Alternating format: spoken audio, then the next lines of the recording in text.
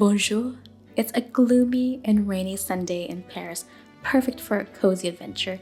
Come along as we explore the stunning Palais Garnier, the inspiration behind Phantom of the Opera. We'll grab lunch at one of my favorite Asian-inspired spots, make a quick stop at Ikea, and end the day with a delicious Galette de Rois.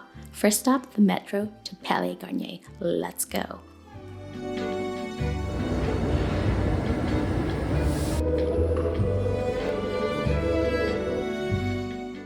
So we have arrived to Palais Garnier, the opera house in Paris. And hello, pigeon. Right now, the Palais Garnier is going under a renovation on the outside, so it doesn't look as beautiful as it usually does. But as you can see, this is what it usually looks like in all of its grandeur. Very beautiful, very opulent. The grand staircase. This is what greets you when you enter the Palais Garnier. It is so breathtaking, and it is designed to be a stage within a stage, and it is made of white marble, so when you enter, you can make such a grand appearance for your opera night. How grand and beautiful and opulent is that? Quite the entrance, I would say.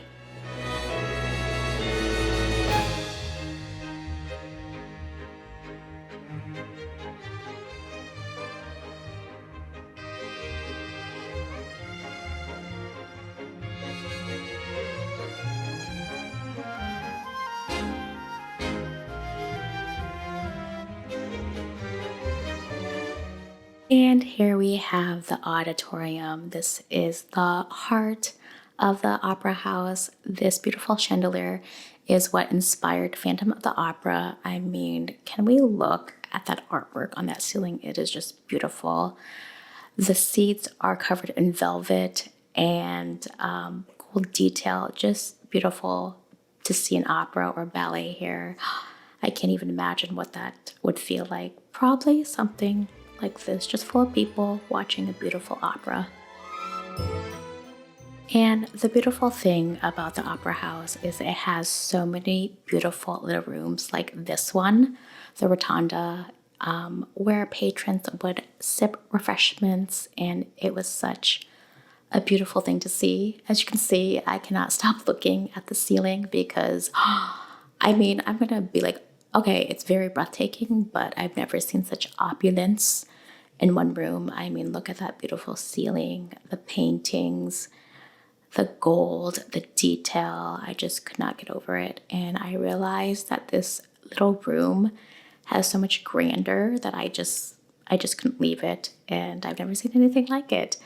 And as you can see, I have a thing for ceiling artwork, which is what Palais Garnier is known for as well. So enjoy the beautiful ceilings of Palais Garnier.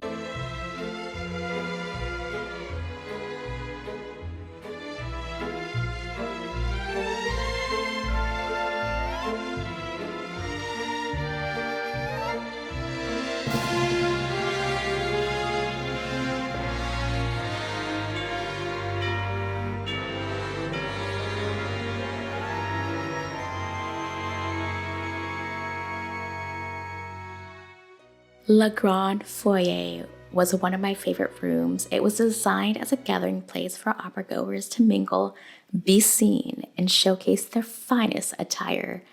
And the room itself is drenched in gold leaf, and the ceilings are 59 feet high with this beautiful fireplace. And I felt a little bit underdressed, I have to say, in this room because it is just full of grandeur, opulence, and they still had their beautiful Christmas tree up. After the holidays, we went in January, but I could not get over the detail and the craftsmanship in this room. Even the beautiful tassels on the curtains and the ceilings and the woodwork, just wow.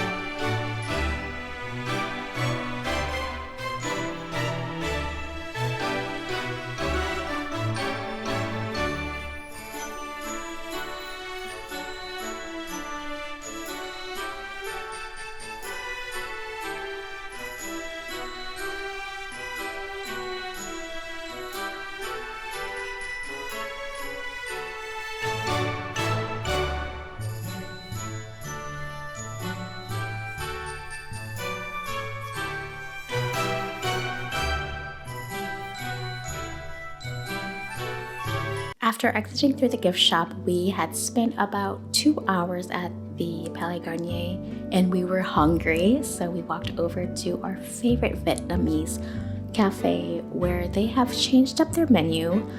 But as you can see, we got there pretty early before lunchtime, so it was just us in that space for a little bit.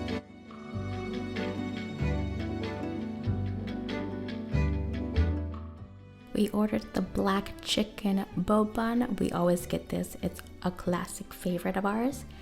And then I ordered the beef bo bun and Charlie ordered the crispy chicken bo bun. And after feeding our tummies, we were feeling full and revived, so we decided to have a nice digestion walk throughout Paris.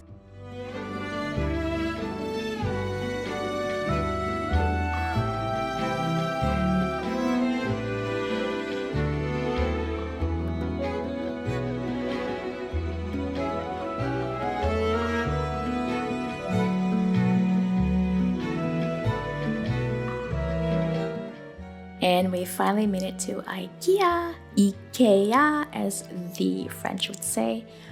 Cute little dog.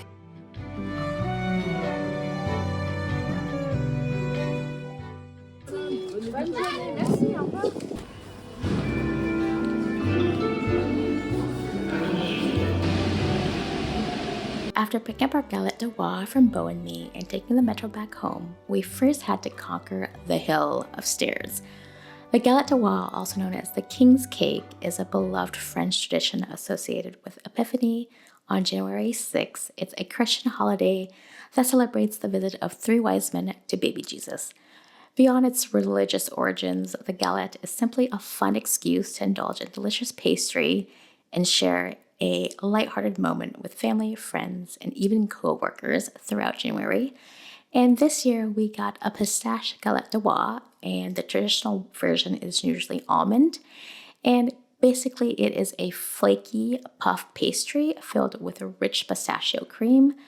And inside the galette de Rois, you will see there is usually a teeny trinket, and whoever finds it is crowned king or queen for the day, completed with a paper crown. And it's also considered a good sign of fortune for the year ahead. Also, may I mention that the galette is served best with a nice, refreshing, cold wine glass of French cider.